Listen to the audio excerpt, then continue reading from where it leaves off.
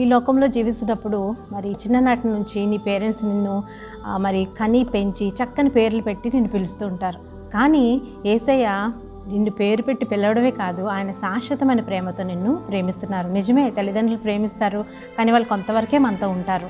కానీ నీ పరలోకపు తండ్రి ఆయన కుమార్తెగా, ఆయన కుమారునిగా నిన్ను పేరు పెట్టి పిలుచుకొని తన శాశ్వతమైన ప్రేమను అందించాలని కోరుకుంటున్నారు. అది ఎలాంటిదంటే, నువ్వు చివరికి వచ్చే వరకు కూడా, నీ జీవిత పర్యంతం కూడా నిన్ను ప్రేమించే ప్రేమ.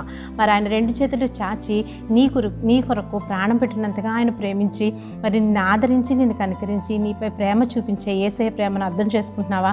ఎప్పుడు దేవుడు నాకు ఏదో చేయలేదు, ఇది చేయలేదు, అది చేయలేదని అనుకోవడమే కానీ, పేరు పెట్టి పిలిచిన యేసయ్యని ఆశ్రయించు. ప్రభువా, నిజమే, నువ్వు నన్ను పేరు పెట్టి పిలుచుకున్నావు, మరి దానికి తగిన జీవితాన్ని నాకు అనుగ్రహించు ప్రభువా అని అడిగి ఆయన దగ్గర నుంచి ఏం ఆశిస్తున్నారో అది నువ్వు ఇవ్వగలిగితే కనుక ఆ శాశ్వతమైన ప్రేమతో దేవుడు నిన్ను ప్రేమిస్తున్నాడు. దేవుడిని దీవించును.